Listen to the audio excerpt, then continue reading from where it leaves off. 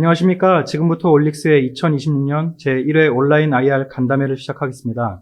저는 오늘 진행을 맡은 올릭스 커뮤니케이션실 부사장 권인호입니다. 시작에 앞서 항상 올릭스에 많은 성원을 보내주시는 주주님들 그리고 시청자분들께 깊이 감사드립니다. 이번 간담회는 올릭스가 온라인을 통해 주주 및 여러 이해관계자 여러분께 당사의 연구개발과 비즈니스 전략의 최신 현황을 보다 상세히 설명드리기 위해 마련한 자리입니다. 오늘 간담회는 약 1시간가량 진행될 예정이며 올릭스 2.0 로드맵에 따라 재정립된 기업 성장 전략과 R&D, 파트너십, 그리고 재무 분야에 걸쳐 현황과 전망에 대해 설명드리고자 합니다. 또한 간담회 후반부에는 주주님들과 시청자 여러분께서 많이 궁금해하시는 주요 질문에 대해 답변 드리는 시간도 마련했습니다. 오늘 간담회가 올릭스의 현재와 향후 전략을 이해하시는데 의미 있는 시간이 되기를 바라며 끝까지 함께해 주시기를 부탁드립니다. 이어서 오늘 간담회에 참석하신 발표자분들을 소개해 드리겠습니다. 먼저 올릭스의 기술과 경영을 총괄하고 있는 이동기 대표이사입니다. 안녕하십니까. 올릭스 대표이사 이동기입니다. 다음으로 사업 개발을 담당하고 있는 켈리킴 이사입니다. 안녕하세요. 사업 개발을 담당하고 있는 켈리킴입니다. 다음은 재무를 총괄하고 있는 김영진 상무입니다. 안녕하십니까. 재무를 맡고 있는 김영진입니다. 다음으로 연구소를 총괄하는 박준현 상무입니다. 안녕하십니까. 연구소장을 맡고 있는 박준현입니다. 마지막으로 사업 전략을 담당하고 있는 고한석 이사입니다. 안녕하십니까. 사업 전략을 담당하고 있는 고한석입니다. 다음으로 이어질 본격적인 첫 순서에서는 이동기 대표이사가 올릭스 2.0 로드맵에 따라 재정립된 신규 성장 전략 및 플랫폼 기술의 새로운 이름에 대해 말씀드리겠습니다. 네, 안녕하십니까. 올릭스 대표이사 이동기입니다. 이번 온라인 간담회에 관심을 가지고 시청해주시는 모든 분들께 다시 한번 감사의 말씀을 올립니다. 먼저 당사 기업 현황에 대해 간단히 소개해드리겠습니다. 올릭스는 RNA 간섭 치료제의 연구 개발을 통해 인류의 건강과 삶의 질 향상에 기여한다는 목표로 2010년에 설립되었으며 2018년 코스닥 시장에 상장하였습니다. 회사는 RNA 간섭 기술을 기반으로 다양한 질환을 대상으로 한 혁신 치료제를 개발하고 있으며 특히 독자적으로 구축한 RNA 간섭 플랫폼 기술을 바탕으로 기존 치료법으로 접근하기 어려웠던 질환 영역에서도 새로운 치료 가능성을 제시하고 있습니다. 현재 올릭스는 여러 질환 영역을 대상으로 복수의 파이프라인을 개발하고 있으며 일부 프로그램은 글로벌 파트너와의 협력을 통해 공동 개발이 진행되고 있습니다. 또한 한국 본사를 중심으로 미국과 호주 법인을 포함해 2025년 12월 말 기준 약 96명의 임직원이 함께하며 RNA 간섭 치료제 상업화를 향한 연구개발 역량을 지속적으로 확대해 나가고 있습니다. 특히 최근 몇 년은 올릭스에게 의미 있는 도약의 시기였습니다. 회사는 지금까지 총 5건의 글로벌 파트너십을 체결하며 기술 경쟁력을 입증해 왔으며 특히 2025년에는 글로벌 제약 선도 기업인 일라이 릴리 그리고 글로벌 뷰티 산업의 대표 기업인 로레알과의 협력을 통해 글로벌 시장에서의 기술 가치와 확장 가능성을 다시 한번 확인하는 성과를 거두었습니다. 올릭스는 이러한 성과를 단순한 사업적 성과를 넘어서서 RNA 기반 치료 플랫폼의 글로벌 확장을 위한 중요한 출발점으로 보고 있습니다.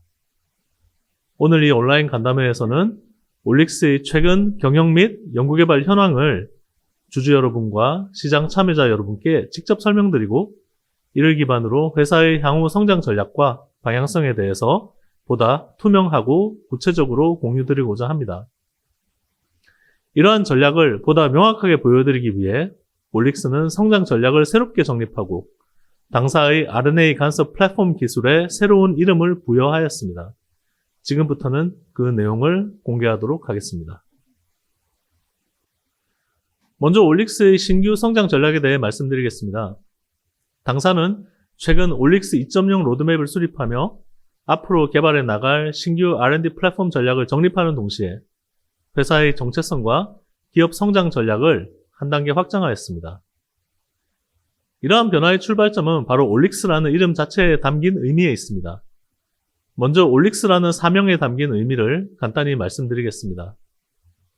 기존 올릭스라는 사명은 올리고누클레오타이드, 즉 올리고핵산 기반 신약 기술을 의미하는 올리고에 가속하다라는 뜻의 accelerate 단어를 결합하여 만들어졌습니다. 이는 세계 최고 수준의 올리고 신약 기술과 현실성 있는 표적 질환 선정을 통해 신약 개발을 가속화하겠다는 회사의 초기 비전을 담고 있습니다. 다시 말해, 올릭스 1.0은 RNA 간섭 기술을 기반으로 신약 개발을 빠르게 추진하는 어떤 가속화 전략이었다고 말씀드릴 수 있습니다. 이제 올릭스는 그 다음 단계로 나아가고자 합니다. 올릭스 2.0에서는 회사의 핵심 정체성을 Accelerate에서 Excellence로 확장하고자 합니다. 이제 올릭스는 단순히 개발 속도를 높이는 것을 넘어서서 연구개발, 기술 플랫폼, 파이프라인 전략, 그리고 글로벌 파트너십에 이르기까지 모든 영역에서 탁월함을 추구하며 이에 따라 혁신적인 결과를 내고자 합니다. 다음으로는 이러한 전략적 방향성을 보다 명확하게 전달하기 위해 올릭스 RNA 간섭 플랫폼 기술에 저희가 새롭게 부여한 플랫폼 네이밍을 처음으로 공개하도록 하겠습니다.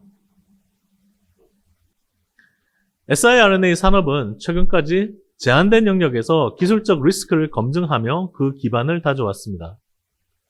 이제는 이러한 검증된 기술을 바탕으로 다양한 질환과 전달 기술로 응용 영역이 빠르게 확장되는 단계에 들어섰다고 생각합니다. 저희는 이러한 변화 속에서 단일 기술을 넘어서서 확장 가능한 siRNA 개발 시스템을 구축하는 것이 중요하다고 판단했습니다. 이는 다양한 기술과 전달 전략을 하나의 플랫폼으로 통합하기 위해서입니다. 이러한 전략적 방향을 담아 올릭스 siRNA 플랫폼 기술의 새로운 이름인 오아시스를 소개합니다. 오아시스는 올릭스 Advanced Small Interfering RNA System의 약자입니다.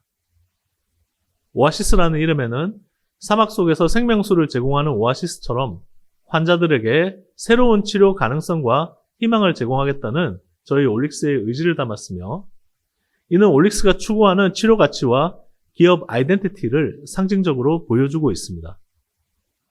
저희는 오아시스 기술을 통해 siRNA 기술의 응용 영역을 빠르게 넓히고 차세대 RNAi 치료제 개발을 가속화해 나가도록 하겠습니다. 지금까지 기업 현황을 비롯해 신규 성장 전략과 올릭스 플랫폼 기술의 새로운 이름 오아시스에 대한 소개를 들으셨습니다. 지금부터는 오아시스 플랫폼을 기반으로 개발되고 있는 주요 파이프라인의 임상 개발 현황과 앞으로의 개발 계획을 이동기 대표이사가 이어서 설명드리도록 하겠습니다.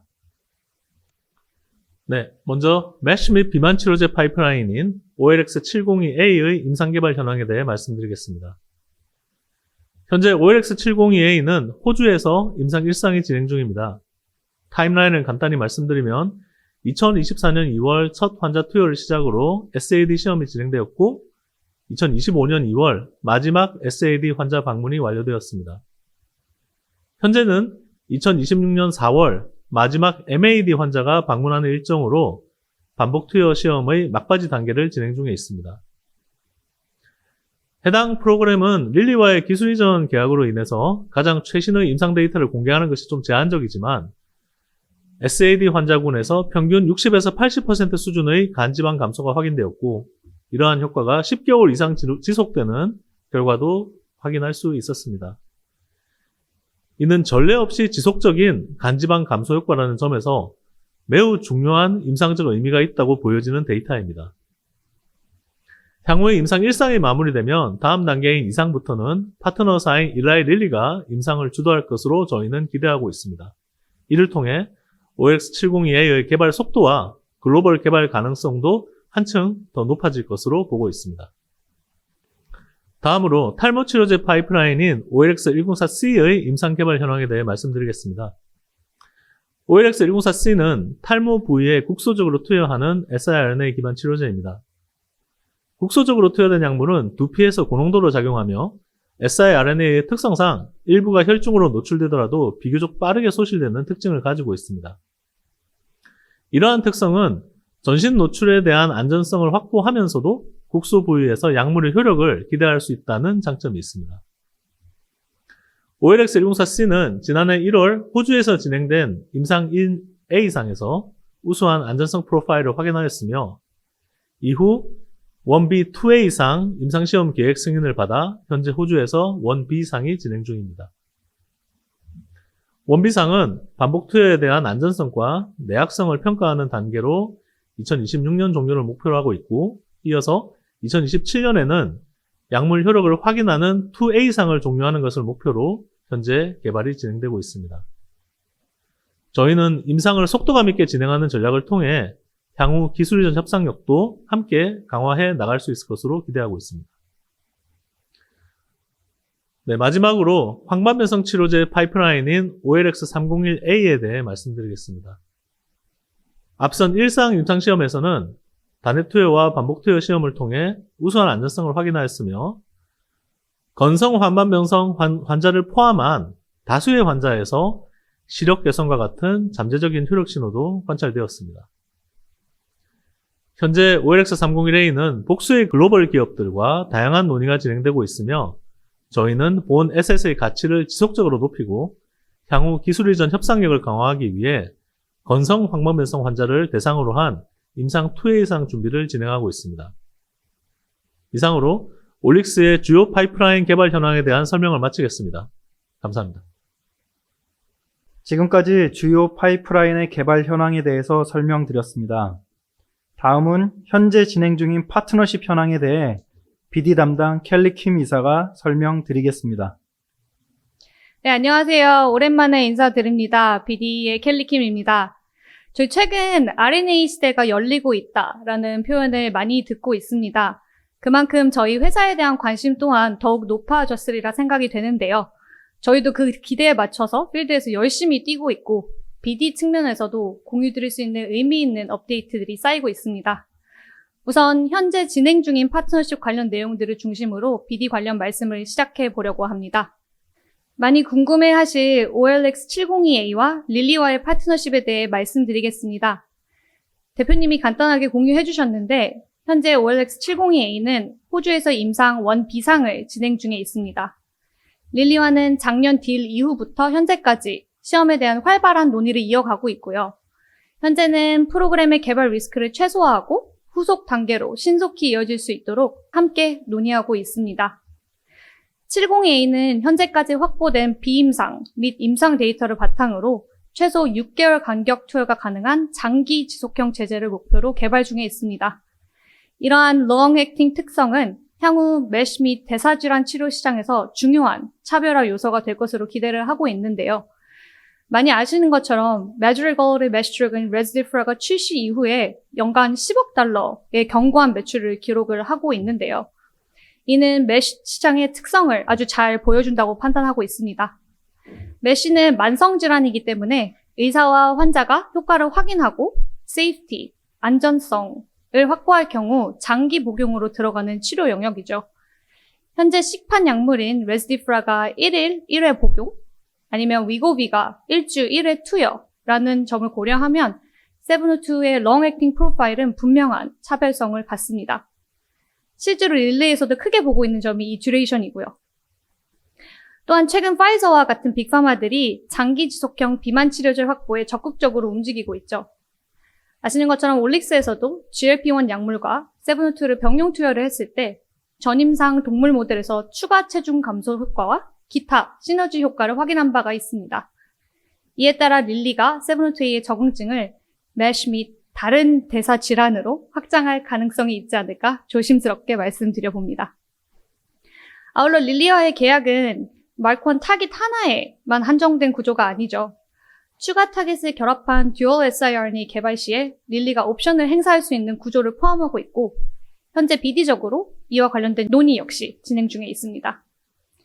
이 듀얼 타겟팅 관련된 구체적인 내용은 잠시 후에 연구소에서 추가로 설명드리도록 하겠습니다. 정말 많은 일이 일어나고 있지만 많은 것을 말씀드릴 수 없는 곳입니다. 로레알과는 Skin and Hair Regeneration and Longevity라는 이름의 콜라보레이션을 작년부터 진행 중에 있죠. 뷰티계의 글로벌 리더인 만큼 로레알은 함께 협업 중인 프로그램 개발 전체에 걸쳐서 실질적인 R&D 관련 지원을 제공하고 있고요. 이에 따라 프로그램들은 계획된 타임라인을 맞춰 차질 없이 잘 진행되고 있습니다. 저희는 로레알과 매우 좋은 파트너십을, 그 관계를 유지를 하고 있습니다. 저희의 콜라보레이션이 피부 및 모발, 스킨과 헤어 영역을 모두 담고 있는 만큼 추가로 공유드릴 수 있는 좋은 소식이 생기면 적시에 말씀드릴 수 있도록 하겠습니다. 또한 수년간 협업을 이어온 한소제약과의 파트너십도 계속해서 좋은 방향으로 진행이 되고 있습니다. 저 개인적으로 한소는 저희 글로벌 라이센싱 및 콜라보레이션 파트너십의 파운데이션을 만들어준 아주 중요한 파트너라고 생각을 합니다. 한소는 이 oncology와 CVM 영역을 리딩하고 있는 글로벌 제약사로 자체 프로그램 개발뿐만 아니라 in and out 라이센싱도 활발하게 진행하고 있는 중국의 빅파마입니다. 특히 최근 중국 바이오 산업이 빠르게 성장하면서 한소의 글로벌 시장 내 포지셔닝 역시 이미 높았지만 한 단계 더 높아지고 있는 상황이고요. 저희와는 한소가 이미 추가 옵션을 행사한 바 있습니다. 그리고 현재도 양사는 좋은 파트너십 관계를 바탕으로 각종 프로그램과 플랫폼을 지속적으로 고도화하면서 협의를 이어나가고 있습니다. 향후 개발이 진전됨에 따라 추가적인 마일스톤 발생 및 다양한 협업 가능성도 존재합니다. 이렇게 말씀드린 것처럼 이미 진행 중인 파트너십 내에서도 여러 가지 가능성이 존재하고 있습니다. 활발한 논의가 꾸준히 이어지고 있는 만큼 협업 확대나 의미 있는 진전이 있을 경우 기쁜 마음으로 다시 업데이트 드리도록 하겠습니다. 지금까지 현재 진행 중인 파트너십 현황에 대한 켈리킴 이사의 설명을 들으셨습니다. 다음은 박준현 연구소장이 올릭스 2.0 프로그램 연구개발 현황에 대해서 소개해 드리겠습니다. 먼저 OLX501A 프로그램의 연구개발 현황에 대해서 설명드리겠습니다. 지금부터 ARC7 타겟의 올릭스 501A 프로그램에 대해서 말씀드리겠습니다. 저희가 왜 지방 조직을 타겟하고 있는지 먼저 설명드리겠습니다. 일단 가장 큰 이유는 비만 쪽을 타겟하기 위해서고요. 아시겠지만 현재 siRNA 전달 기술 중에서 간락 플랫폼은 간을 굉장히 잘 타겟합니다. 하지만 간 조절을 하는 것만으로는 비만을 해결하는 데 한계가 있고요. 비만이란 질환이 단순히 지방이 많이 쌓이는 상태라기보다는 어떤 측면에서는 지방 조직의 기능 이상으로 보실 수가 있습니다. 지방 조직이 단순히 에너지를 저장하는 것이 아니라 우리 몸의 대사 균형을 조절하는 중요한 내분비 기관 역할을 담당하기도 하고요. 그래서 지방 조직의 기능이 망가지면 비만뿐 아니라 다양한 대사 질환으로 이어질 수가 있습니다. 현재 비만 치료 시장은 잘 아시는 것처럼 식욕을 억제해서 체중을 줄이는 GLP-1 계열이 메인이고, 저희가 접근하는 관점은 지방 조직의 대사를 보다 근본적으로 개선한 접근으로 이해할 수가 있습니다. 이를 위해 저희가 개발하고 있는 타겟은 ARC7이라는 타겟입니다. ARC7은 지방세포에서 지방 분해를 억제하는 브레이크 역할을 하는데, 저희 siRNA 기술을 이용해서 ARC7을 억제하게 되면 지방 분해가 촉진되는 것으로 이해하시면 됩니다. 그래서 이 접근은 단순히 체중을 줄이는 것이 아니라 지방 조직의 기능 자체를 개선하는 전략이라고 보시면 되고, GLP-1 약물과 병용했을 때 시너지를 기대할 수 있는 타겟이라고 보시면 됩니다. 네, 저희 지방 조직 타겟팅 플랫폼 오아시스 아디포스에 대한 내용입니다. 저희는 지방 조직으로 siRNA를 선택적으로 보내기 위해서 독자적인 지질 라이간드를 발굴했습니다.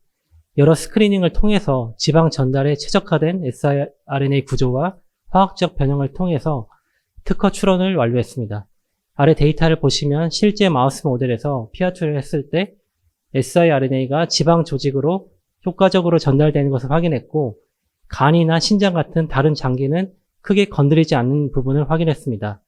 오른쪽 데이터를 보시면 마우스에서 3ml/kg을 1회 투여했을 때 약 80% 이상의 낙다운이 확인됐고, 그 효과가 2개월 이상 유지가 되는 것을 확인했습니다.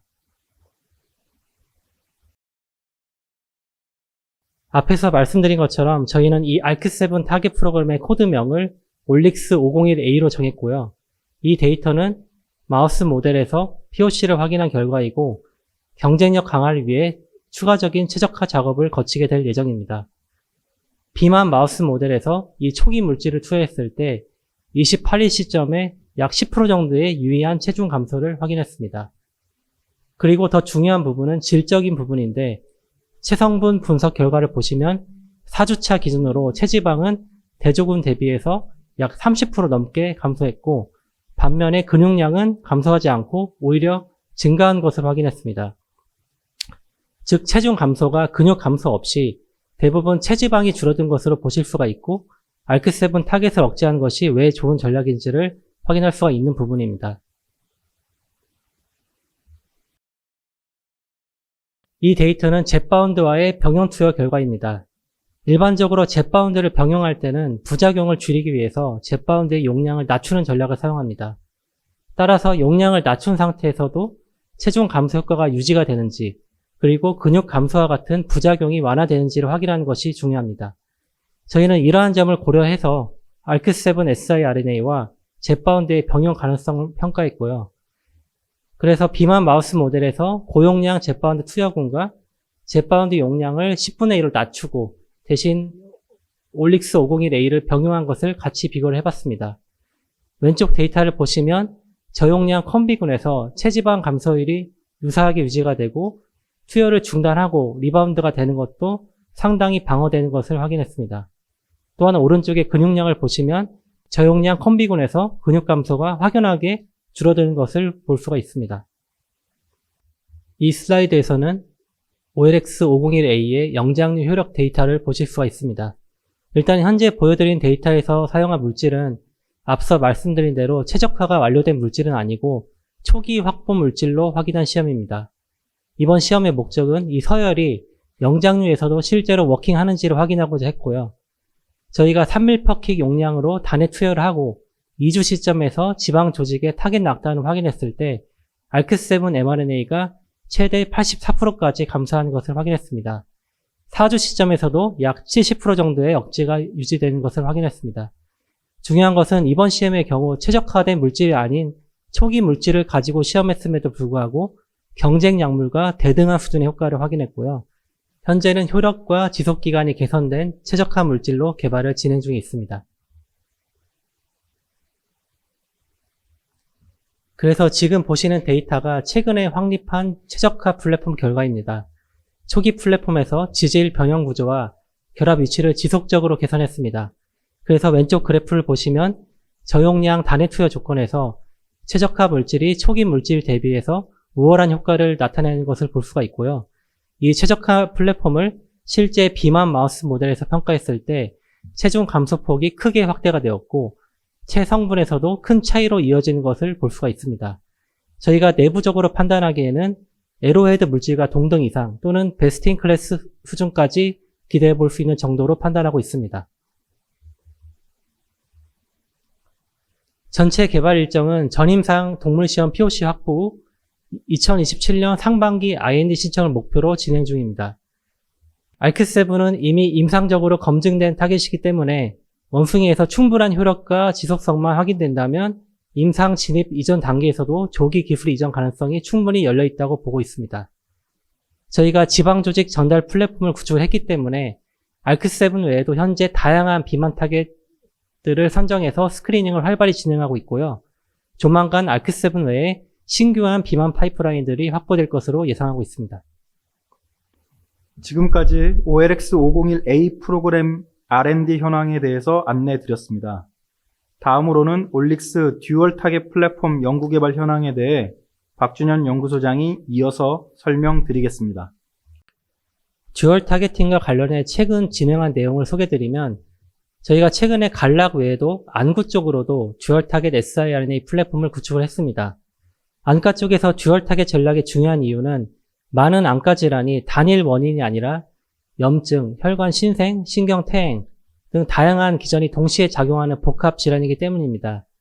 그래서 이러한 부분을 동시에 조절함으로써 보다 포괄적인 치료를 하는 것을 목표로 하고 있습니다. 특히 안구 주사는 굉장히 침습적이기 때문에 환자 부담이 매우 크다고 볼 수가 있고 이런 상황에서 한 번의 주사로 두 개의 타겟을 동시에 억제할 수 있다는 점은 편의성 측면에서 굉장히 큰 장점으로 볼 수가 있습니다. 그래서 그동안 저희가 해당 구조를 개발하기 위한 많은 시도를 했고 기본적으로 그림처럼 두 개의 siRNA를 링커로 연결하고 여기에 스크린을 통해 발굴한 신규한 지질 라이간드를 부착한 형태입니다. 일단 안구는 여러 측면에서 다른 조직 대비 siRNA를 전달하는 것이 기술적으로 난이도가 높습니다. 그래서 저희가 다양한 화학적 변형, 링커 구조, 지질 라이간드 조합을 스크리닝을 해서 구조를 발굴했고 이번에 의미 있는 데이터를 확보했습니다. 아래 데이터를 보시면 유리체인의 단해 투여 후 7일 시점에서 타겟 발현을 분석했을 때 듀얼 타겟 물질에서 두 타겟 모두 의미 있게 감소시키는 결과를 확보했습니다. 또한 저희가 두 타겟 siRNA를 병용으로 투여한 것과 비교했을 때 듀얼 타겟 물질이 더 우수한 효과를 보이는 점 또한 확인했습니다. 저희 업계에서 안구 조직에서 듀얼 타겟 억제를 확인한 것은 저희가 처음이라는 점에서 큰 의미가 있다고 보고요. 저희가 안구에서 듀얼 타겟 플랫폼을 어느 정도 구축을 했다고 생각하고 있고 향후 실제 GA라든지 안과 질환에 적합한 두 가지 타겟을 선발해서 개발할 계획이 있습니다. 이 부분은 저희가 이전에 말씀드렸던 갈락 기반 듀얼 siRNA 플랫폼에 대한 내용입니다. 마찬가지로 갈락 듀얼 플랫폼의 가장 큰 장점은 두 물질을 따로 투여한 것이 아니라 하나의 단일 분자로 설계해 간세포 내에서 두 유전자를 동시에 그리고 균일하게 억제할 수 있다는 점입니다.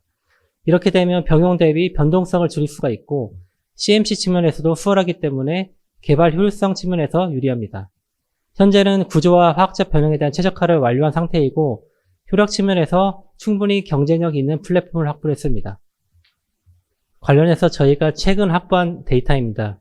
듀얼 타겟 플랫폼을 구축하고 실제로 어떤 타겟 조합이 동시에 타겟팅이 가능하고 시너지가 있는지를 확인하기 위해 다양한 타겟 조합에 대한 실험들을 진행했습니다. 현재 구체적인 타겟은 공개하기 어렵지만 대사질환 타겟 A와 B 조합을 평가한 데이터이고 각각 단독으로 투여했을 때와 병용 투여했을 때를 비교한 데이터입니다. 데이터를 보시면 병용 투여 시에도 두 타겟이 서로 간섭 없이 동시에 잘 억제되는 것을 확인했고요. 간 조직 내 mRNA 레벨뿐만이 아니라 혈액 내 단백질 레벨에서도 단독 투여군과 동등 이상의 낙다운을 확인했습니다. 그래서 이 타겟 조합이 실제 대사 지표에 어떤 영향을 주는지 확인을 해봤습니다. 여러 지표 중에서 중성지방과 관련된 지표에서 아주 의미 있는 결과를 확보했습니다. 먼저 왼쪽 데이터를 보시면 혈중 중성지방은 단독 투여 대비 병용 투여군에서 굉장히 큰 폭으로 감소가 됐고요. 간에 있는 중성지방 역시 병용군에서 가장 큰 폭으로 감소했습니다. 그래서 기존 약물 대비해서 중성지방을 보다 더 확실하게 낮춰줄 수 있는 가능성을 확인했고요. 현재는 이 타겟 조합을 기반으로 본격적인 듀얼 타겟 물질 개발에 착수한 상태입니다. 지금까지 듀얼 타겟 플랫폼의 연구 현황에 대해서 안내해 드렸습니다. 마지막으로 CNS 타겟 플랫폼 연구 현황에 대해 이어서 설명드리겠습니다. CNS 관련해서 진행되고 있는 부분 말씀드리겠습니다. 다들 아시겠지만 신경질환 치료제 개발의 가장 큰 허들이 저희가 흔히 BBB라고 하는 뇌혈관 장벽입니다. BBB는 기본적으로 외부 물질로부터 뇌를 보호하는 역할을 하지만 이게 치료제 입장에서는 가장 큰 장벽이 되고요. siRNA의 경우에도 항체보다는 사이즈가 작지만 역시 BBB를 투과하기 어려운 것은 마찬가지입니다. siRNA 쪽에서 이를 우회하기 위해서 척수항 내 직접 주사 방식을 사용하기도 하는데 이 방법은 기본적으로 침습적이고 환자 부담이 커서 한계가 있고요.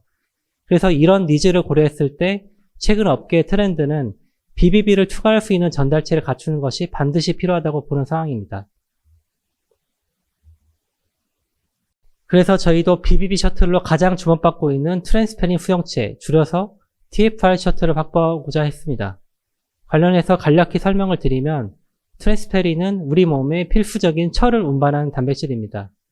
우리의 뇌 역시 정상적인 기능 유지를 위해서는 철 공급이 필요하기 때문에 뇌혈관 내피세포에 TFR을 높게 발현하고 있고요. 이것을 활용해서 TFR에 결합하는 단백질에 저희 siRNA를 접합해서 수용체를 통한 전달이 가능한 것입니다. 왼쪽 아래 그림을 보시면 실제로 로쉬를 비롯한 글로벌 제약사들이 이 전략을 통해서 의미 있는 뇌 전달 데이터를 확보하고 있습니다. 해당 장표를 보시면 TFR 관련 경쟁사 개발 현황을 대략적으로 정리한 내용인데요. 먼저 항체 기반 치료제의 경우 로시나 드날리 등 주요 기업들이 알츠하이머 질환으로 후기 임상 단계에 들어가 있고요. 반면 핵산 치료제 영역은 아직 초기 단계입니다.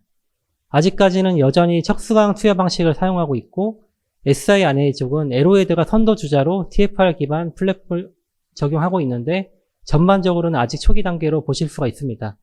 그런 의미에서 저희 올릭스도 TFR 플랫폼을 확보했을 때 많은 기회가 있을 거라 생각을 하고 있습니다. 그래서 저희가 여러 가지의 TFR 셔틀을 탐색했을 때 그 중에서 저희 siRNA 플랫폼에 가장 적합하다고 판단한 구조가 바로 낙타가 동물에서 발견된 항체인데요. 일반 항체는 크기가 약 150kDa 정도로 크지만 낙타가 항체는 구조가 더 단순하고 크기가 작습니다. 그 중에서도 이 파란색 항원 결합 부위만 남긴 단일 도메인 항체를 우리가 VHH라고 하는데요. 크기가 15kDa 정도로 굉장히 작습니다. 일단은 사이즈가 작기 때문에 BBB2가에서 유리하고요. 그리고 기본적으로 구조가 심플하기 때문에 추가적으로 여러 가지 최적화를 위한 엔지니어링을 한 측면에서 용이합니다. 오른쪽에 보시는 원숭이 데이터는 아이오니스가 저희와 협업하고 있는 벡터우러스의 TFR1 셔틀을 siRNA에 접합해 확인한 데이터인데 전신 투여했을 때 내 피질뿐만이 아니라 내 안쪽 심부까지도 유의한 낙타를 확인한 결과입니다. TFR 기반 전달체는 siRNA 분야에서 어느 정도 검증이 되었기 때문에 저희가 크게 시행착오 없이 플랫폼을 구축할 수 있을 것이라 보고 있습니다. 그래서 저희가 이렇게 사이즈가 작은 VHH 기술을 보유한 두 곳의 기업과 최근에 파트너십을 체결했고요. 먼저 프랑스의 벡터우러스는 앞서 보여드린 것처럼 아이오니스하고 플랫폼 딜을 한 이력이 있어 기술력이 검증이 되었다고 보시면 되고 다양한 VHH 라이브러리를 보유하고 있어 최적화된 셔틀을 확보할 수 있을 것으로 기대하고 있습니다. 스웨덴의 키투브레인 역시 TFR 기반 플랫폼을 보유하고 있고 최근에 KG라는 중견 제약사와 계약을 체결한 바가 있고요. 이 회사는 추가적으로 PK를 증가시키는 기술을 가지고 있어 저희가 약효 지속성 측면에서 추가적인 기대를 가지고 진행을 하고 있습니다. 세부적인 타겟은 계약상 공개를 할 수 없지만 주요한 신경질환 타겟이라고 말씀드릴 수 있을 것 같고요. 현재 진행 상황으로는 VHH 라이브러리 중에서 최적의 구조를 선발하는 중이고 올해 하반기 중에는 동물에서 POC를 확인할 수 있을 것 같습니다. 지금까지 올릭스 2.0 프로그램 연구개발 현황에 대한 박준현 연구소장의 설명을 들으셨습니다. 다음으로 이어지는 파트는 켈리킴 이사가 BD 관점의 올릭스 2.0 파이프라인 기회 요인에 대해 설명드리겠습니다. 네, 보신 것처럼 저희 연구소에서 다양한 티슈에 대한 연구들이 아주 활발하게 진행되고 있습니다. siRNA는 전반적으로 개발 리스크 대비 효율성이 높고 이미 상업화에 성공하여서 상당 부분 입증된 모달리티이죠. 그만큼 다른 회사들도 적극적으로 개발에 참여하고 있는 것도 사실입니다.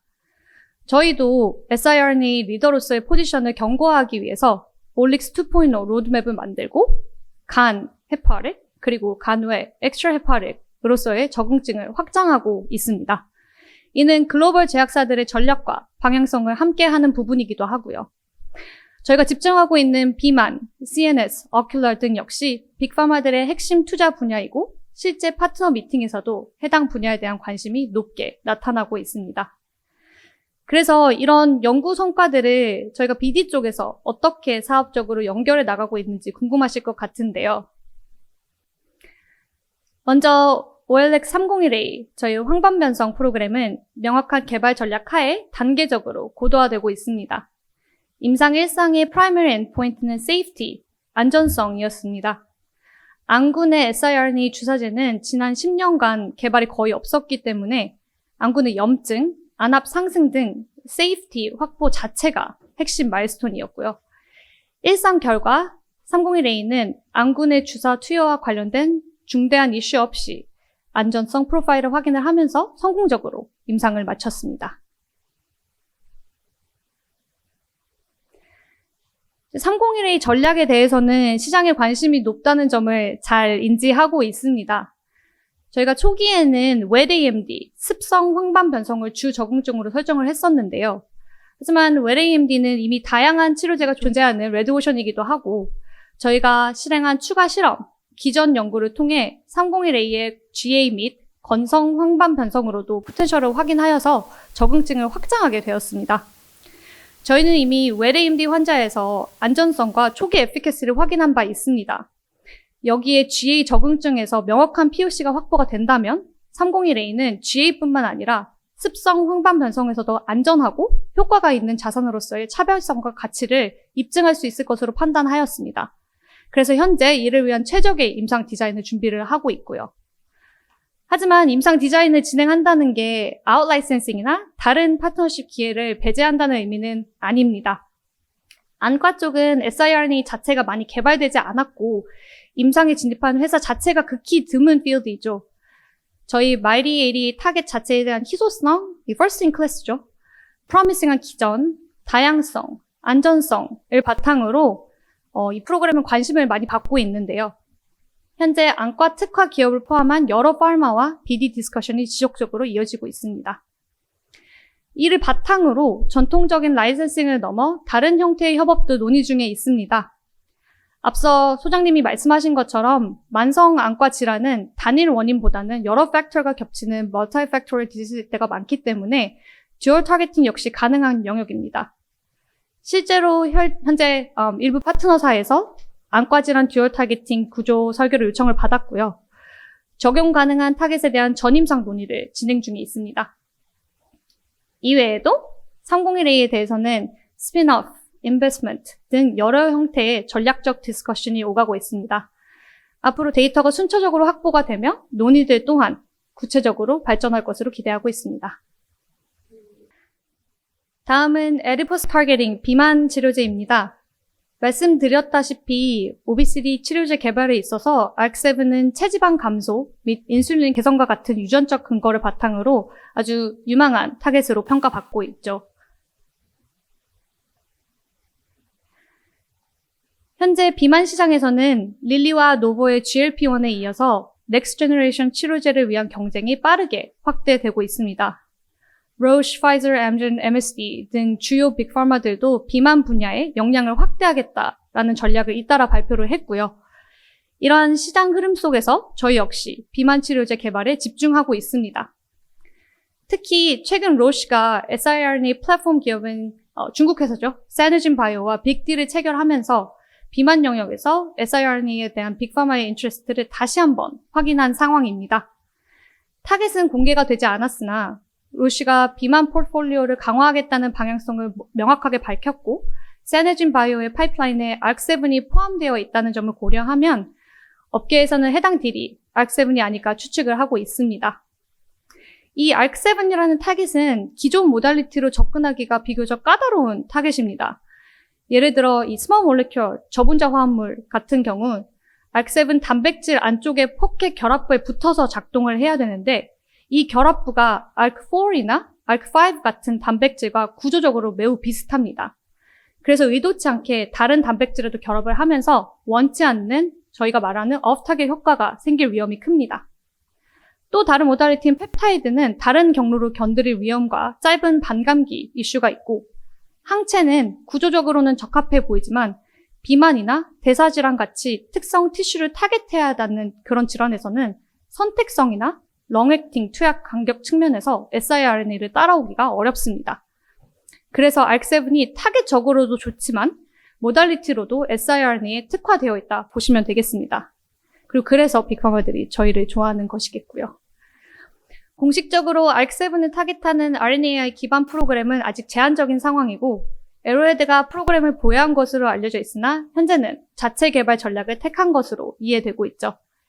이외에 엘라일럼이나 사네진 바이오 등이 잠재적 경쟁 그룹으로 거론되고 있지만 공개적으로 확인된 프로그램은 많지 않습니다. 특히 에로헤드가 해당 프로그램을 자체 개발 중심으로 가져가고 있는 점을 고려하면 ARC7 RNA 분야에서 파트너링이 가능한 에셋 자체가 몇 없는 상황으로 볼 수 있습니다. 이러한 이유로 저희도 여러 회사들의 관심을 받고 있죠. 다수의 빅파마들로부터 지속적인 데이터 업데이트와 BD 논의를 요청을 받고 있고요. ARC7 프로그램은 파트너사들에게 전략적인 옵션이 될 수 있을 것으로 기대를 하고 있습니다. 좋은 파트너사와 의미 있는 논의를 잘 이어가도록 하겠습니다. 다음 아주 핫한 CNS죠. 저희도 이 핫함에 맞춰가기 위해 개발 전략을 두 가지 방향으로 추진하고 있습니다. 첫 번째는 진행이 빠르고 치명적인 질환을 대상으로 척수강 투여 경로를 활용하는 전략입니다. 그리고 두 번째는 보다 만성적이고 진행 속도가 상대적으로 느린 질환을 대상으로 siRNA의 BBB 셔틀 기술을 결합하여서 치료제를 개발하는 방식이죠. 최근 CNS 마켓에서도 BBB 셔틀 기술 확보 경쟁이 본격화되고 있는데요. 릴리, 로시, 애비, 테키라 등 주요 글로벌 제약사들이 항체, TFR, 리피드 등의 다양한 접근을 도입을 하면서 CNS 포트폴리오를 재정비하고 있습니다. CNS 치료제는 개발이 현실화될 수 있다는 신호가 시장에 전달은 되었지만 효과적인 치료 옵션과 타겟이 제한적이라는 점에서 조기 콜라보레이션이 가능한 영역으로 올라오고 있는데요. 항체 기반 치료제와는 달리 siRNA는 유전자 수준에서 발현을 조절할 수 있고 장기 지속형 낙담 프로파일을 설계할 수 있다는 점에서 차별성이 있습니다. 지금 CNS 쪽에서는 알츠하이머에서 아밀로이드를 타겟하는 약들이 나온 상태이지만 인지 저하 속도를 30% 정도 조금 늦추는 수준이고 병의 진행 자체를 근본적으로 막지는 못하고 있죠. 또 어떤 영역은 치료 옵션이 매우 제한적이거나 거의 없습니다. 따라서 미충족 수요는 엄청나고요. 상당수의 CNS 타겟들은 엔자임도 아니고 세포 표면에 존재하는 것도 아니고 포켓도 없고 해서 스몰 몰레큘이나 항체 기반으로는 개발하기 어려운 경우가 많습니다. 그리고 특히 CNS 질환에서는 치매 환자와 같은 매일 복용하는 약보다는 몇 주 또는 몇 달 간격으로 유전자를 길게 눌러주는 이런 롱액팅 치료 방식이 환자 편의성 측면에서도 아주 큰 장점이 되겠죠. 이렇게 siRNA의 최대 장점인 듀레이션과 타겟 셀렉티비티 효과가 CNS 타겟팅과 아주 잘 맞다라는 컨셉이 파마들 사이에서 잘 받아들여졌고 그래서 또 한 번 저희가 많은 주목을 받고 있습니다. 실제로 여러 빅파마들이 자체적으로 BBB 셔틀을 보유하고 있는 만큼 파트너십 가능성은 충분히 열려 있는 영역이고요. 저희는 앞으로도 여러 국내외 회사들과 지속적인 논의 및 연구를 진행하며 다양한 기술을 검증하고 저희 플랫폼과 잘 맞는 컴비네이션과 구조를 찾을 계획입니다. 이를 통해 단일 프로그램 중심의 접근이 아니라 플랫폼 기반의 CNS 파이프라인을 빠르게 확립하고 해당 영역에서 first mover가 되는 것을 목표로 하고 있습니다. 마지막으로 저희 피부 관련 에포츠에 대해서 말씀을 드리겠습니다. 저희가 지금까지 많이 말씀드리지 않았던 부분이지만 저에게 중요한 엔진 중에 하나이기 때문에 이번 기회에 한번 강조드리고 싶었습니다. 아시는 것처럼 저희는 현재 안드로겐성 탈모 관련 임상을 진행 중에 있습니다. 이와 관련해서 세럼 형태의 제형을 제작한 적이 있고 많이들 알고 계실 거라고 궁금해하실 거라고 생각합니다. 간단히 말씀드리면 작년에 국내에서 파일럿 인체 실험을 진행을 하였고 결과는 매우 긍정적이었습니다. 반응 또한 좋았고요. 이 실험을 통해 siRNA 기반 기술이 치료제 영역을 넘어서 뷰티 시장으로도 확장될 수 있음을 확인할 수 있었고 화장품 및 뷰티 관련하여 다양한 국내 기업들과 활발히 미팅을 진행하고 있습니다. 현재 의약품과 화장품을 동시에 개발 및 사업화하는 siRNA 기업은 글로벌하게도 매우 제한적이죠. 저희는 이 두 영역을 모두 커버하는 플랫폼을 보유한 차별화된 위치에 있다고 생각하고 있습니다. 이에 기술 확장성과 파트너십 기회 측면에서도 더 큰 마켓을 타겟할 수 있다는 점을 말씀드리고 싶습니다. 그리고 이 피부 및 모발 분야의 새로운 동력으로 저희가 시작한 프로그램이 있는데요. 처음 공식적으로 말씀드립니다. 현재 원형 탈모 프로그램이 후보물질 개발 중에 있습니다. 안드로겐성 탈모와는 다른 기존의 에셋으로 자가 면역 반응을 조절해서 환자에게서 염증을 낮추고 모발 재성장을 유도하는 접근인데요. 전임상 단계에서 데이터를 확보하며 순차적으로 진행되고 있고 향후 구체적인 내용을 공유드릴 수 있도록 하겠습니다. BD적으로 보면 최근 자가면역 질환이 빅파마와 이 덜마 스페셜티 파마의 주요 관심 분야로 다시 올라오고 있는 만큼 저희 프로그램에 대한 논의도 여러 진행되고 있는 점 말씀드리겠습니다. 네, 여러 가지를 하고 있습니다. 그리고 그게 바로 플랫폼 회사의 최대 강점이자 장점이라고 생각합니다. 뷰티죠. 여태 그래왔듯이 저희는 siRNA 신약 개발에 대한 기여와 이노베이션 리더로서의 포지션을 더 강화하기 위해서 다 같이 속도를 내고 있습니다. 오늘 말씀드린 것처럼 현재 글로벌 파트너들과 라이센싱을 넘어 다양한 가능성에 대해 이야기를 이어가고 있으며 이런 논의들이 빠르게 의미 있는 협업으로 이어질 수 있도록 적극적으로 노력하고 있습니다. 더 응원해 주시길 바라며 다음에 또 좋은 소식으로 뵐 수 있도록 하겠습니다. 다음은 재무 담당 이사 김영진 상무가 당사의 재무 현황 전반에 대해 설명드리겠습니다. 안녕하세요. 올릭스 재무 담당 이사 김영진입니다. 저는 올릭스의 2025년 재무 현황을 비롯한 2026년 전망에 대해 재무제표 기준으로 설명드리겠습니다. 올릭스의 2025년 말 기준 총 자산은 1,954억 원으로 전년 대비 174% 증가하였으며 총 부채는 453억 원으로 전년 대비 14% 감소하였습니다. 자산과 부채의 자세한 구성은 별도 장표에서 설명드리겠습니다. 다음은 2025년 손익지표입니다. 신규 기술 이전 및 공동연구 계약 체결로 영업수익은 전년 대비 158% 증가한 147억 원으로 집계되었으며 연구개발비 위주의 영업비용은 446억 원으로 전년 대비 약 23% 증가하였습니다. 영업손실은 300억 원으로 24년과 거의 유사하며 영업 외 손익을 반영한 당기 순손실은 157억 원으로 전년 대비 61% 큰 폭으로 감소하였습니다. 25년 자본 변동 사항에 대해서도 설명드립니다. 25년 초 자본 185억 원에서 전화로 손주 발행 1,205억 원 및 기타 증감을 반영한 25년 말 자본은 1,501억 원으로 연초 대비 약 700%가량 증가하였으며 당사 창립 이래 가장 큰 자본 총계로 집계되었습니다.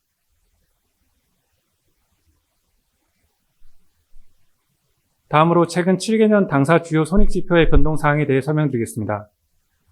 빨간색 그래프로 보시는 올릭스 영업수익은 기술 이전 및 공동연구 계약 체결 증가로 지속적으로 우상향하는 추세를 보여주고 있습니다. 올릭스의 영업수익은 전액 기술 이전 및 공동연구 계약에서 발생한 매출로만 구성되어 있는데 2025년은 일라이릴리 및 로레알로부터 수령한 계약금 일부와 한소제약으로부터 수령한 마일스톤을 수익 인식하며 2023년 이후 두 번째로 높은 금액을 달성한 바 있습니다.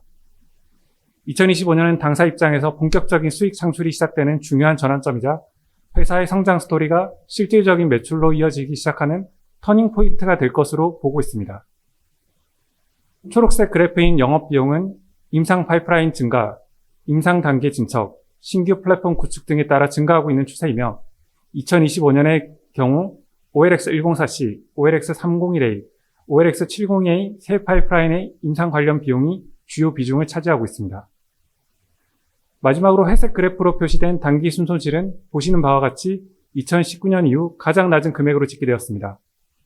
올릭스의 경우 2025년 주가 상승에 따라 주식 매도 청구권의 가치가 증가하여 대규모 파생상품 평가이익이 발생한 영향이라고 보시면 되겠습니다.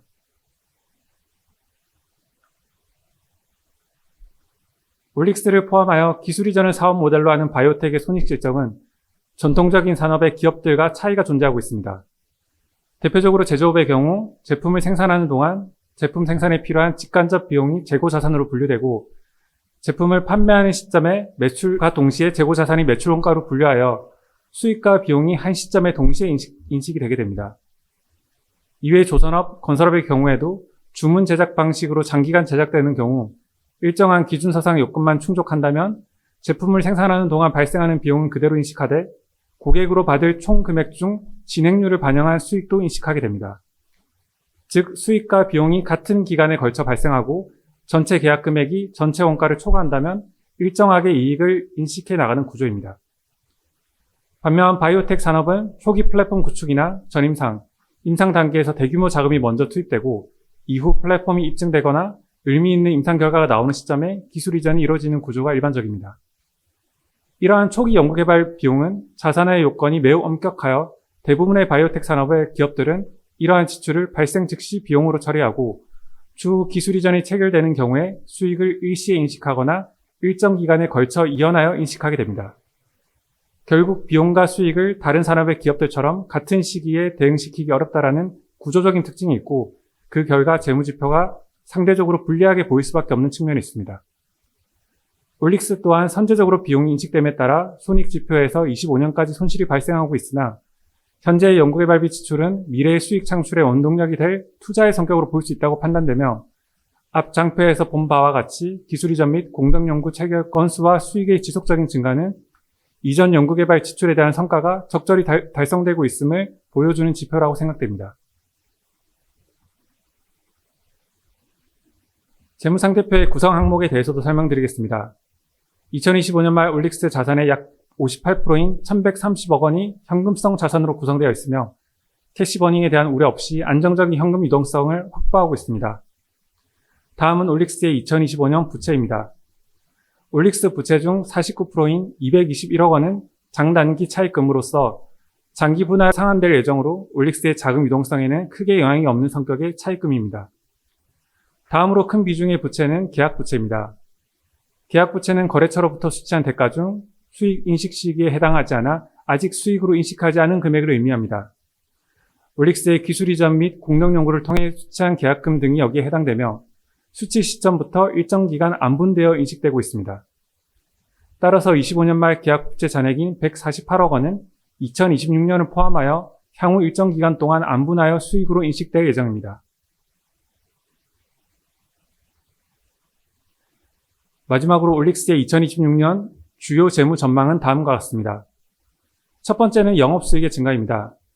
말씀드린 바와 같이 기존 계약에서 수취한 계약금 및 마일스톤은 일정 기간 동안 안 분되어 인식되고 있으므로 2026년에도 계약 부채 잔액 중 일부가 회계상 수익으로 인식될 예정입니다. 또한 25년 말 공동연구 계약의 마일스톤 공시에서 보신 바와 같이 공동연구 마일스톤이 단기간 내 반복적으로 발생할 수 있으며 기술 이전 계약에서의 의미 있는 규모의 마일스톤도 예상됨에 따라 2026년 영업수익은 사상 최대의 실적이 집계될 것으로 기대하고 있습니다. 다음은 R&D 비용을 포함한 영업비용입니다. 당사의 R&D 비용은 핵심 파이프라인의 인상 단계가 진척됨에 따라 관련 임상 비용이 발생할 것으로 예상되며 플랫폼 구축 및 전임상을 계획 중인 지방조직, 중추신경계, 이중 타겟 플랫폼 연구개발비도 함께 발생할 것으로 예상되고 있습니다. 2026년 연구개발비를 포함한 영업비용은 단기적으로 예상되는 현금 유입 및 재무적 사항을 충분히 고려하고 선택과 집중 전략에 기반해 집행할 예정입니다. 또한 앞서 설명드린 바와 같이 현재 임상 진행과 플랫폼 고도화를 위한 선제적 연구개발 투자는 향후 수익 증대와 함께 기술 이전 파이프라인 플랫폼의 다양화, 파트너 사수 증가 등 수익 구조의 다변화도 가져올 수 있을 것으로 기대하고 있습니다. 2026년 또한 2025년과 마찬가지로 매우 안정적 재무 구조를 가져갈 것으로 예상됩니다. 2025년 대비 현금성 자산이 증가할 것으로 기대되며 2025년 수준의 동종업계 대비 매우 낮은 부채 비율, 그리고 바이오텍의 재무 구조상 코스닥 관리 종목 지정 요건 중 가장 관리가 까다로운 자기자본 대비 법인세 차감 전 순손실 또한 관련 리스크가 사실상 발생하지 않을 것으로 예상하고 있습니다. 이상 2025년 재무 현황을 비롯한 2026년 재무 전망에 대한 설명 마치도록 하겠습니다. 지금까지 재무 현황 및 전망에 대해 설명드렸습니다. 이어서 마지막 세션으로서 근본 발표 내용과 관련 시장에서 자주 질문해 주시는 사항들을 중심으로 사전에 준비한 질의응답 시간을 갖도록 하겠습니다. 이번 세션에서는 이동기 대표이사와 사업 전략 담당의 고한석 이사가 답변 드리도록 하겠습니다. 중국 RNAi 기업들의 글로벌 진출이 확대되는 가운데 올릭스의 경쟁력과 대응 전략은 무엇인가요? 안녕하세요. 사업전략팀장 고한석입니다. 중국 RNAi 회사들의 성장 배경과 대응 방안에 대해서 다음 슬라이드에서 설명하도록 하겠습니다. 표를 보시면 중국 바이오텍들이 빅파마들의 아웃라이센싱한 케이스들을 정리하였습니다.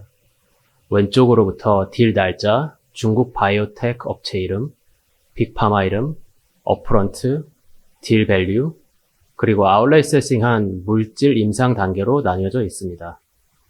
주요 포인트로는 5가지가 있습니다. 첫 번째는 비즈니스 구조입니다. 뉴코 모델이 더욱 확대될 것으로 전망됩니다. 이는 중국 바이오텍의 후보 물질을 미국 투자자가 출자한 신설법인에 이전하고 해당 신설법인이 임상을 진행하는 구조입니다. 두 번째는 적응증 확장입니다.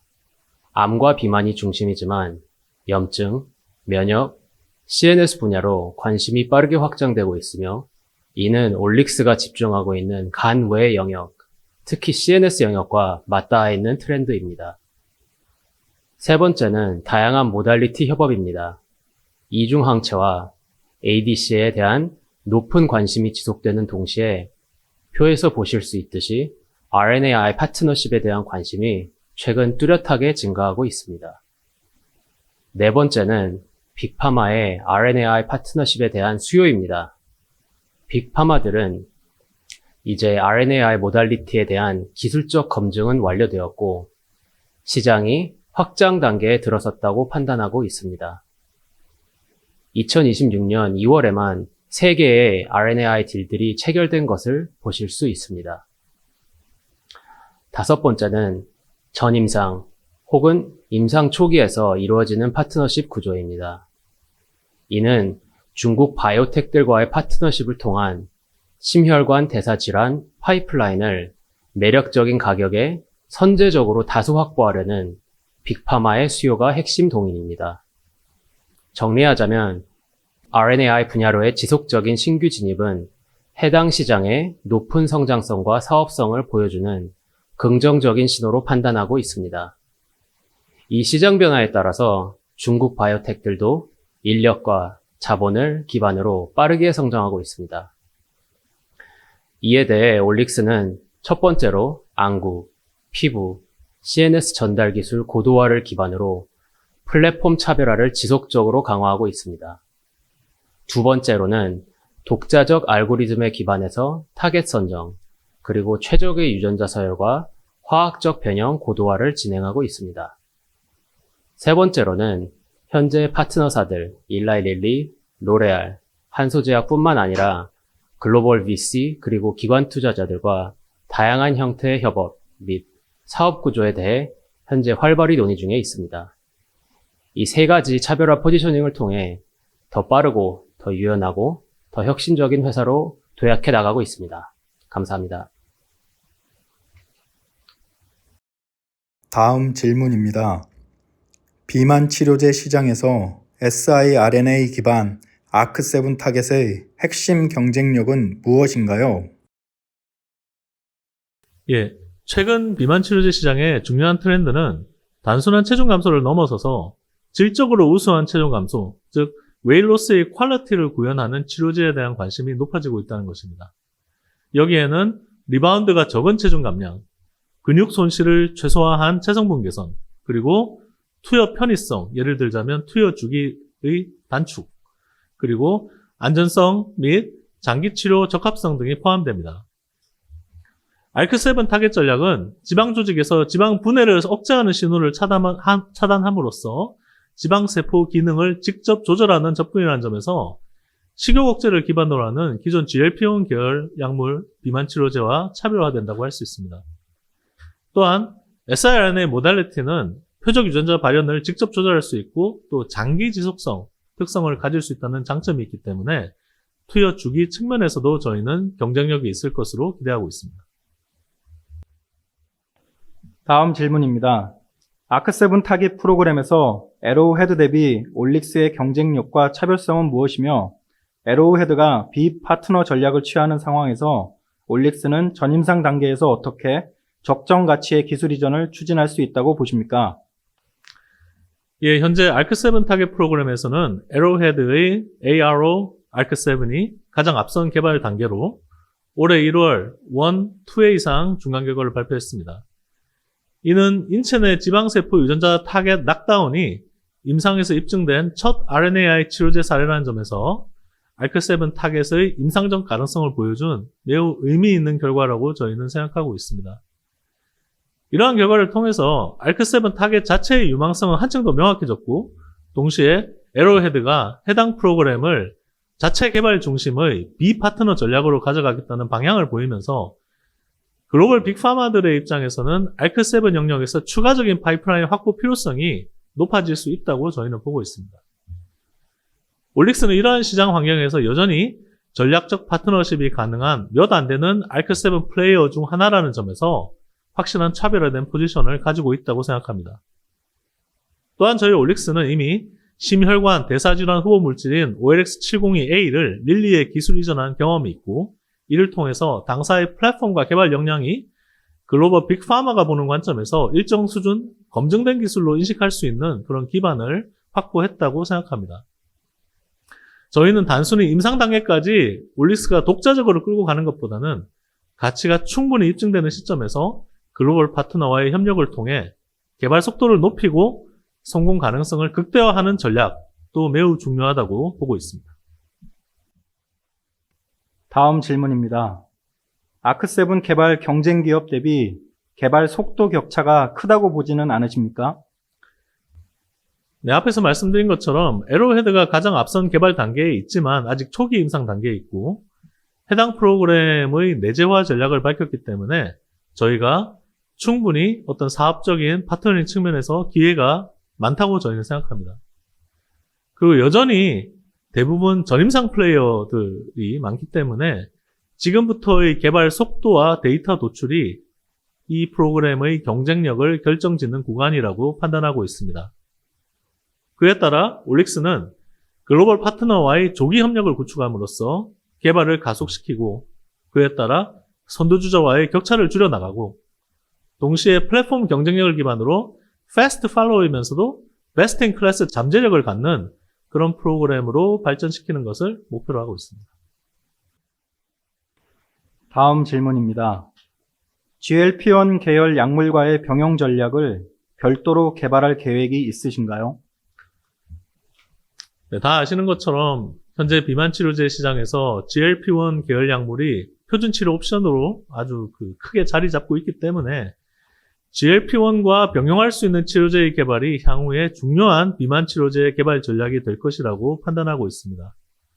이러한 관점에서 ARC7을 타겟팅하는 것은 지방세포의 지방분해 억제 신호를 차단하는 접근이기 때문에 식욕 억제를 기반으로 하는 GLP-1 계열 약물과는 기전적으로 상호 보완적인 관계에 있다고 판단하고 있습니다. 실제 비임상 데이터에서도 GLP-1 계열 약물과 병용 시 체지방 감소는 유지되면서 근육 손실은 최소화되고 또 리바운드 현상이 완화되는 등의 긍정적인 방향의 결과를 확인하였기 때문에 저희는 ARC7이 좋은 병용 전략의 한 축이라고 생각하고 있습니다. 현재 ARC7 프로그램 자체의 효력과 플랫폼 경쟁력을 우선적으로 입증하고 있는 단계이지만 향후 병용 전략 또한 임상개발 전략 차원에서 저희는 확장될 수 있는 옵션으로 생각하고 있습니다. 다음 질문입니다. 척수광 투여로도 약효가 확인되고 있는데 BBB 셔틀 기술이 꼭 필요한 이유는 무엇인가요? 네, 현재 siRNA를 포함한 많은 CNS 치료제는 척수광, 인트라티칼 투여 방식을 사용하고 있으며 이 방법으로 이미 FDA 승인을 받았거나 임상에서 효력을 보인 사례도 많이 확인되고 있습니다. 하지만 척수광 투여는 침습적인 시술이고 환자와 의료진 모두에게 큰 부담이 되는 투여법입니다.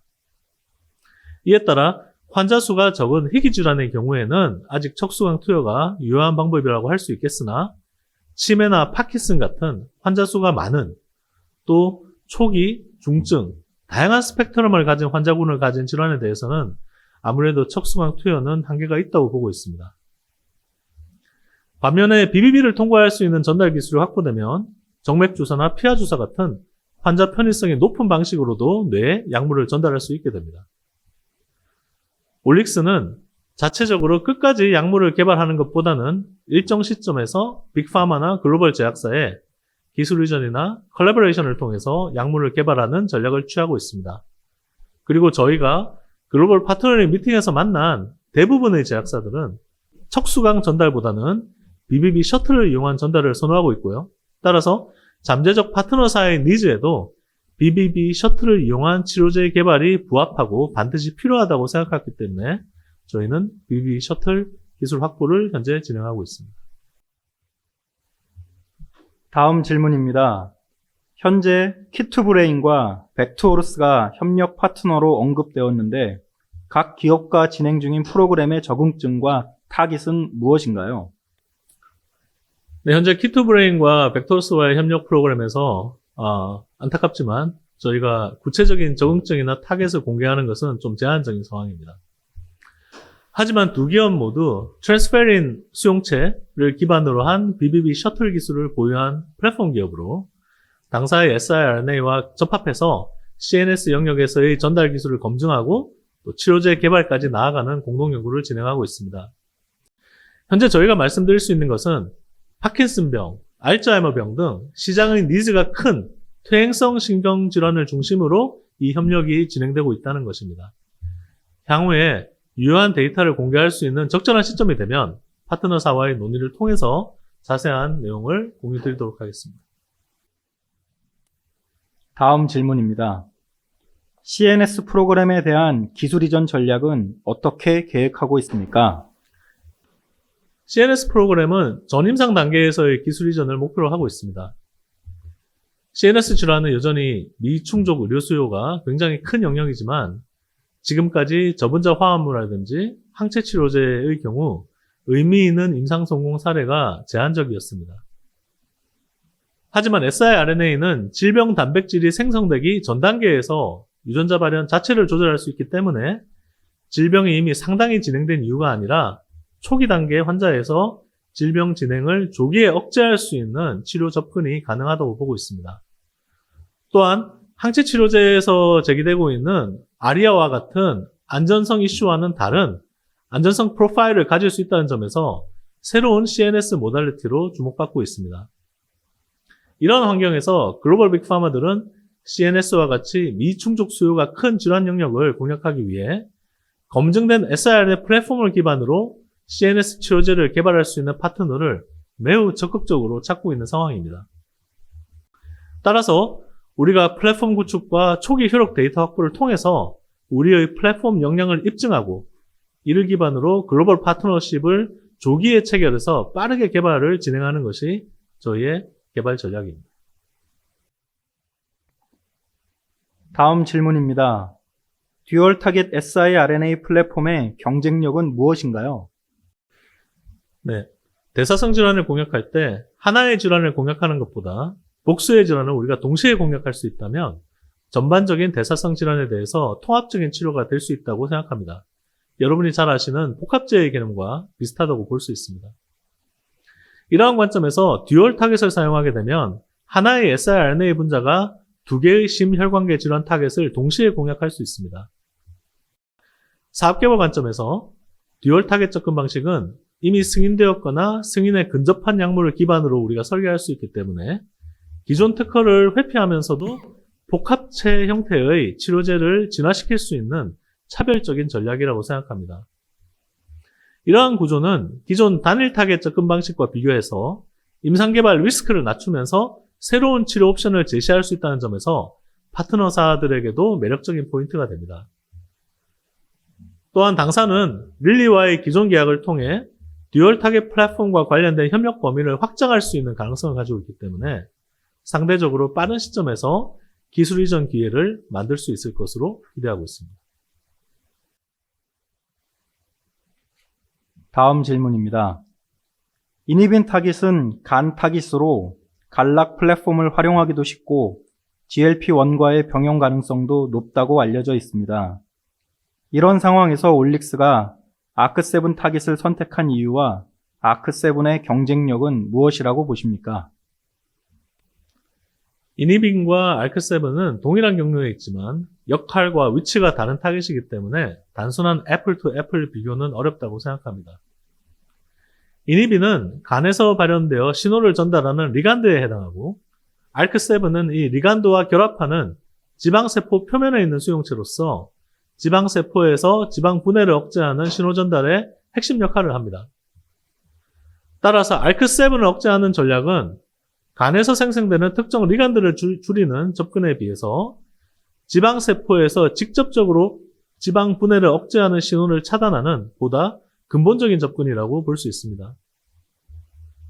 한편 이니빈 타겟은 최근 임상 데이터에서 단독보다는 GLP-1 계열 약물과의 병용에서 더 큰 효과가 나타나는 경향이 보고되고 있습니다. 예를 들어서 에러에 대해 중간 임상 데이터에서도 이니빈 단독 대비 털세파타이드와의 병용 시 체중 감소 효과가 약 2배 수준으로 개선되었고 내장지방, 간지방 감소 지표에서도 병용 효과가 더 크게 나타난 것으로 보고되었습니다.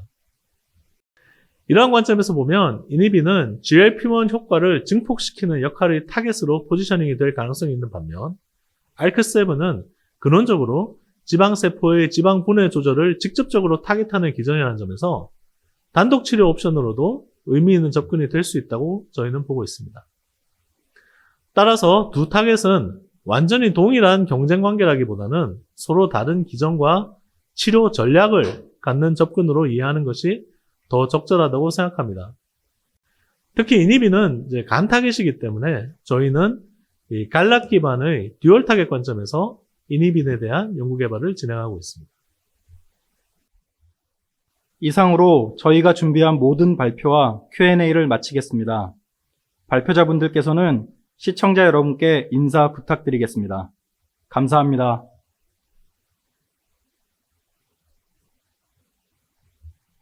올릭스는 앞으로도 연구개발 역량을 지속적으로 강화하고 글로벌 시장에서 의미 있는 성과를 창출할 수 있도록 최선을 다하겠습니다. 또한 주주 여러분과의 소통을 더욱 확대하며 회사의 주요 현황과 전략을 투명하게 공유해 나가겠습니다. 올릭스에 대한 여러분들의 지속적인 관심과 성원을 부탁드립니다. 시청해주신 모든 분들께 다시 한번 진심으로 감사드리며 이상으로 2026년 올릭스 주식회사 온라인 IR을 마치겠습니다. 감사합니다.